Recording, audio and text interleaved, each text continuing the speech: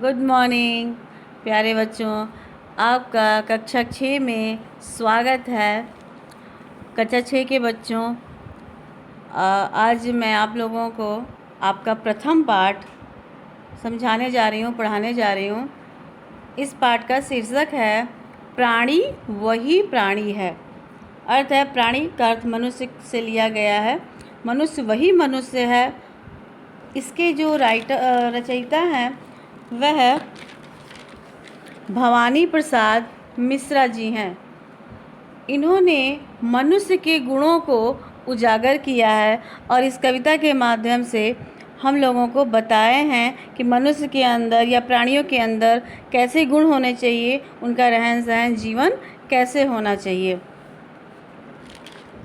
प्रथम आपका पंक्ति है, तपिश को स्निग्ध करे, प्यासे को चैन दे, सूखे हुए अधरों को फिर से जो बैन दे, ऐसा सभी पानी है। इसमें पानी के गुण को बताया गया है, अर्थात एक प्राणी को भी पानी के समान ही होना चाहिए।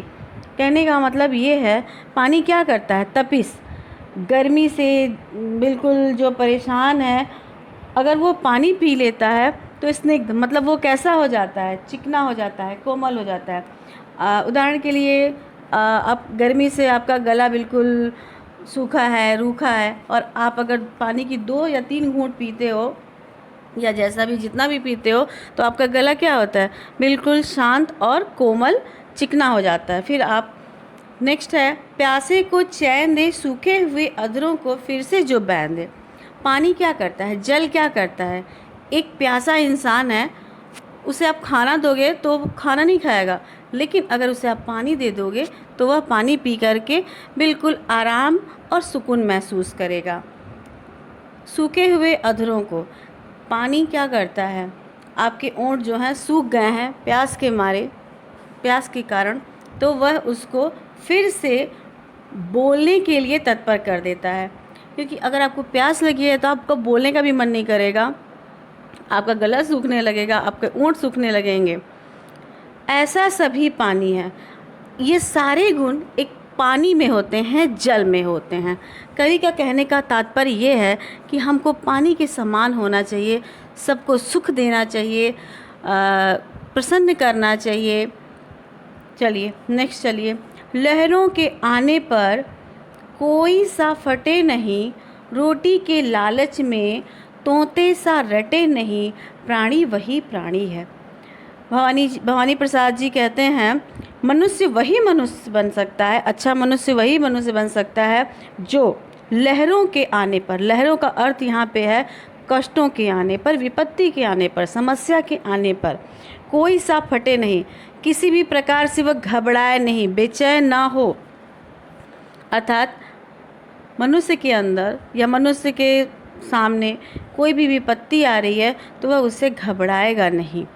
रोटी के लालच में तोते सा रटे नहीं।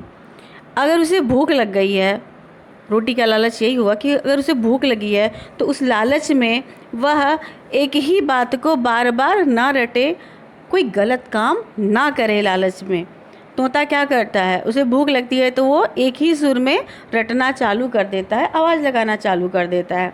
तो एक अच्छा मनुष्य यह काम नहीं करेगा। लंगड़े को पाँव और लूले को हाथ दे। एक सच्चा मनुष्य, सच्चा मानव क्या करता है? लंगड़ा, लंगड़े का अर्थात क्या है? जिसके पास पाँव नहीं है तो उसको क्या दे? पाँव का सहारा दे, अर्थात उसका सहयोग करे। लूले को हाथ दे, जिनके पास हाथ नहीं होता है उनको हाथों का सहारा दे, उनको हाथ दे, उनका सहयोग करे।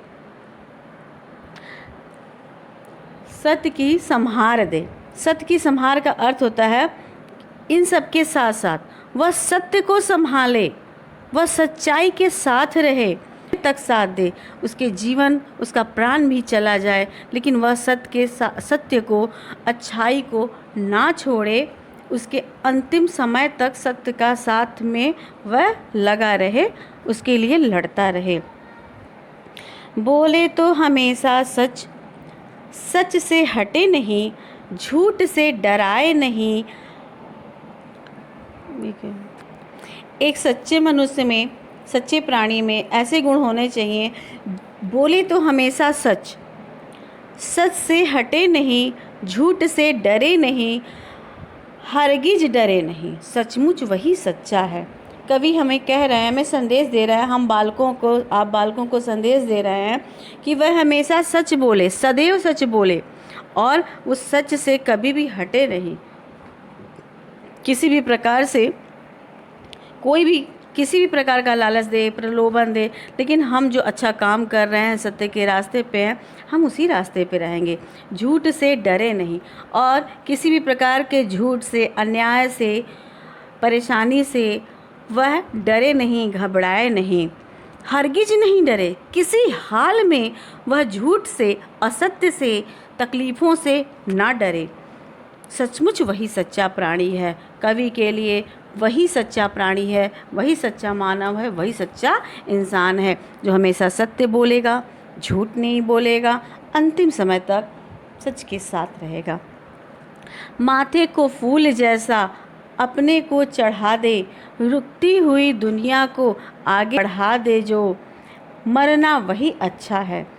आगे बोला जा रहा है, समझाया जा रहा है बच्चों को कि देश पर अगर कोई विपत्ति आती है, कोई संकट आता है, तो वह अपने सिर को बिल्कुल उस फूल के समान भगवान के आगे जैसे लोग चढ़ाते हैं, वैसे ही अपने सिर को, अपने शीश को, अपने माथे को देशभक्ति के लिए, देश की रक्षा करने के लिए वह मस्तक कटाने से पीछे नहीं हटेगा। एक फूल के समान बिल्कुल निर्मोही होकर के वह चढ़ा देगा, अपने को चढ़ा दे जो, अर्थात देश के लिए शहीद होने में, बलिदान करने में वह जरा भी पीछे नहीं हटेगा। हमारे सैनिक यही तो करते हैं।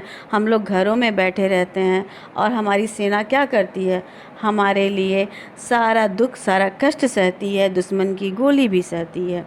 चलिए बच्चों आगे बढ़ते हैं। रुकती सी दुनिया को आगे बढ़ा दे, जो मरना वही अच्छा है। दुनिया रुके नहीं, इस दुनिया को रुकने ना दे, इस दुनिया को वह आगे बढ़ा दे, अर्थात जो भी कार्य हो रहे हैं, जो भी परेशानी आ रही है, उन परेशानियों को दूर करके इस संसार को आगे बढ़ाए, इस संसार को आगे बढ़ने में, उसके क्रियाकलापों को आगे करने में वह मदद करे, सहायता करे समाज के लोगों की। मरना वही अच्छा है और ऐसे करने के दौरान अगर उसकी मृत्यु भी हो जाती है उस प्राणी की, उस मानव की, तो वह बहुत ही अच्छा है, बहुत ही सही है। प्राणी को वैसा और दुनिया में टोटा नहीं, कोई प्राणी बड़ा नहीं, कोई प्राणी छोटा नहीं। ऐसे प्राणी की दुनिया में कमी नहीं है।